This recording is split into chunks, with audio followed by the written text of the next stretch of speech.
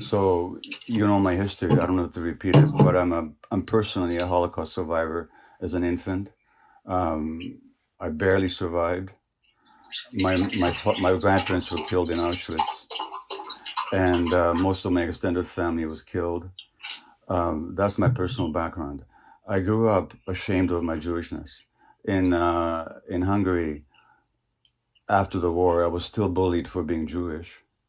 And I remember one of my friends coming to my rescue once saying, "Leave him alone. It's not his fault that he's Jewish. It's a fault, but it's not his fault." This was the defense. So I grew up with that. My grandfather, a physician and an author, by the way, who died in Auschwitz, was a good friend of Vladimir Jabotinsky, who was one of the major Zionist leaders and the founder of the party that became Likud, the current government of Israel. So that's my family, and this is my background. In my teenage years in Canada, I became a Zionist. This dream of the Jewish people resurrected in their historical homeland, and the barbed wire of Auschwitz being replaced by the boundaries of a Jewish state with a powerful army. I I found it liberating. It was exhilarating to believe in that dream. And I absorbed all that perspective and all that point of view, and I really believed in it. And then I found out that it wasn't exactly like that. That in order to make this Jewish dream a reality, we had to visit a nightmare on the local population. You couldn't, there was a Zionist slogan called uh, um, a land without a people for a people without a land.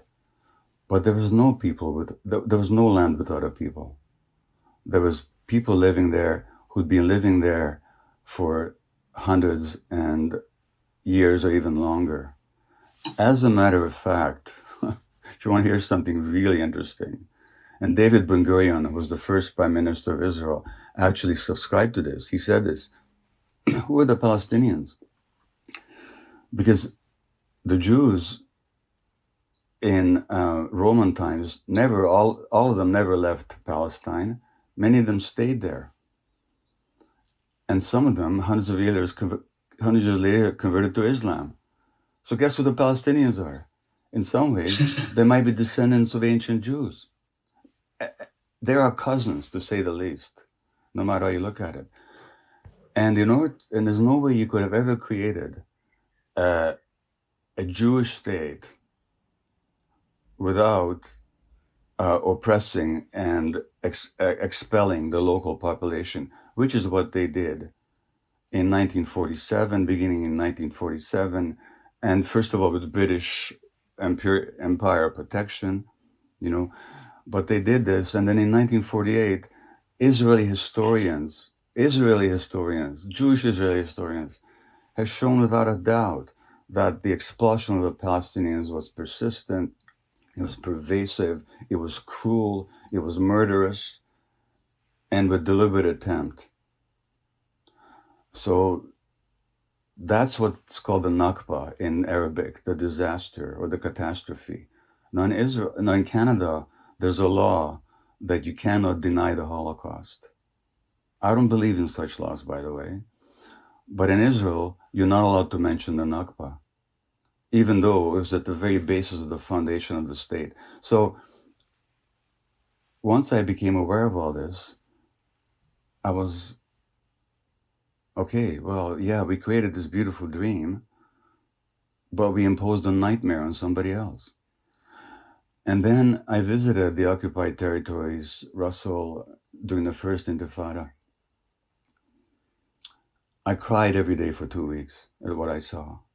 The brutality of the occupation, the petty harassment, the murderousness of it, the burning down of Palestinian or cutting down of Palestinian olive groves, the denial of water rights, the humiliations. And this went on, and it's much worse now than it was then. So this is the background. And it couldn't have been in any other way. Because again, you couldn't have created that exclusive Jewish state without oppressing or expelling the local population. It's the longest ethnic cleansing operation in the 20th and 21st centuries. It's still going on. And who are these people in Gaza? Now you have to go to Gaza. You have to go there to really appreciate it. It's a small area where there are these multiple hundreds of thousands of people. Who are those people? The direct children or grandchildren of the people that are expressed from Israel, or what is not Israel. Now here's the outrage. And I'd like your Zionist friend in the States to tell me this. I, as a Jew, I could land in Tel Aviv tomorrow and demand citizenship under the law of the right of return. But my Palestinian friend in Vancouver, Hana Kawas, who was born in Jerusalem, can't even visit. Now, if I have the right of return after 2,000 years, if that history is even the way it is, which is itself questionable, but let's assume that it is. If I have the right to return after 2,000 years, how come Hana hasn't got the right to return after 70 years? So what sense does it now? So who's Gaza? This desperate, blockaded, people call it the world's largest outdoor prison, which is what it is. Incredible poverty, 50% unemployment. Now Hamas is an Islamic organization that was originally encouraged by Israel and supported by Israel as a counterweight to the secular Palestine Liberation Organization, which Israel didn't want to deal with. And given those conditions, of course people will go for extremist leadership. That's what people do when they're miserable and hopeless and deprived of any possibility whatsoever. You don't have to support Hamas policies to stand up for Palestinian rights. That's a complete falsity. But there were free elections in Gaza, monitored by international community. They were declared to be the freest elections ever held in the Arab world. And Hamas happened to win. And when Hamas won that election, Israel and the United States immediately organized a military coup against them, which Hamas defeated, for which the punishment was this blockade that deprives Hamas of, not Hamas, but Gaza, of food, of medical supplies, of sufficient water. I could go on and on and on and on. And then you have this conflict. And then every time there's a conflict, Israel mows the lawn. That's the expression they use. You know what they call it? They call it mowing the lawn, by which they mean the mass murder of Palestinian civilians. Now, is it true that the Gazans shoot rockets into Israel, killing innocent civilians? Yes, it is. Do I support that? No, I don't. But when it comes to the death of innocent civilians, Israel killed 20,000 Lebanese civilians in 1982 using illegal weapons like cluster bombs in a war that had no justification whatsoever. I could go on and on and on and on, except I'll say that the disproportion of power and responsibility and oppression is so markedly on one side that if you take the worst thing you can say about Hamas, multiplied by 1,000 times, and it still will not meet the Israeli repression and killing and dispossession of Palestinians. Now, that's my view of it. Now, as to this argument that we're not a practicing Jew, your friend can come and visit my family where we have Passover every year with our families. And we talk about how the liberation of the Jews from Egypt cannot just be a Jewish symbol. It has to be an international symbol. If after 2,000 years, we can look for liberation and freedom, why can't the Palestinians? So, for him to confuse Zionism with Judaism is a big disservice. And to argue, because it's not true, and because there were Jews all along, right from the beginning. You know, there was a Hebrew, a Jewish philosopher and writer called Ahad Am, who in 1895 said that if we continue to treat the Arabs like this, he says, we're going to have disaster. He said it's in 1895. So there was Jews all along. So for him to conflate Judaism and Jewishness with Zionism is absolutely false.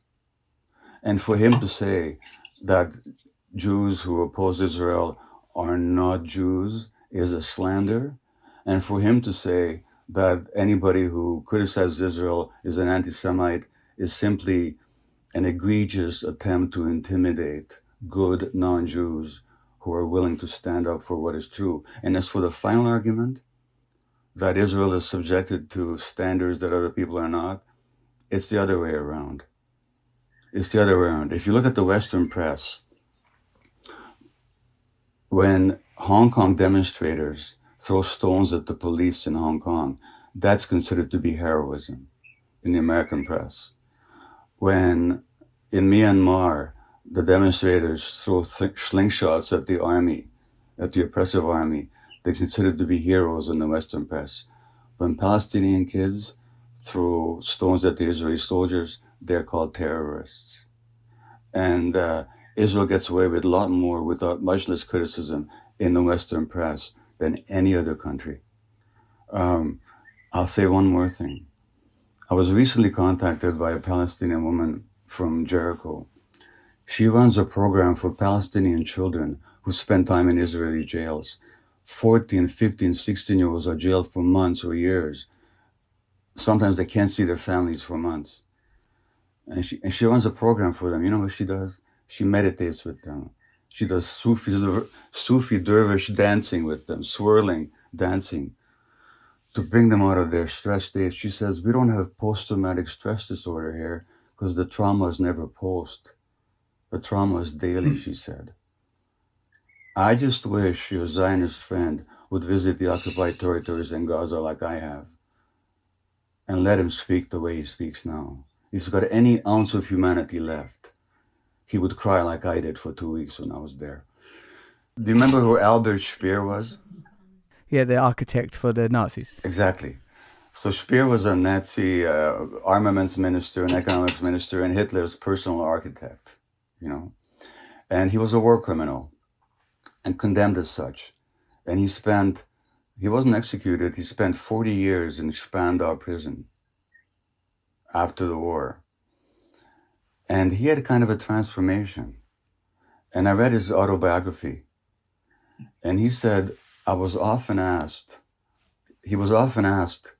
what did you know? And he said, what I knew wasn't the right question. He was talking about the Nazi crimes, the genocide, the brutality, the war atrocities that the Nazis committed, and specifically the attempted, or the genocide, the murder of the Jewish people. And he said, the question wasn't what I knew, the question is what I could have known if I'd wanted to. He said, because I have plenty of hints that, and he describes, for example, how in one of the armaments factories, he runs across some concentration camp prisoners who were seconded to the factory. And he asked them, would you rather be here or in the camp? And he said, the shock on their faces. And I never asked why you look so shocked with that question. Or at one time, Nazi generals, a German general, he says to a German general, I should visit the East sometimes. And his general says, you don't want to see what's going on there. And Speer says, I never asked why. Now, so the question is not what he knew, it's what he could have known had he wanted to. Now, we're not living in Nazi Germany. Anybody can go on YouTube and listen to Ilan Pappé, an Israeli historian, totally eloquent on Israeli history, who's living in England now because life became in Israel too difficult for him. Anybody can listen to Norman Finkelstein, a Jewish professor, world expert on Gaza, who was denied tenure at his university because of his public speaking against Israeli policy. You can listen to any number of Israeli Defense Forces soldiers who talk about the brutality that they now regret having committed.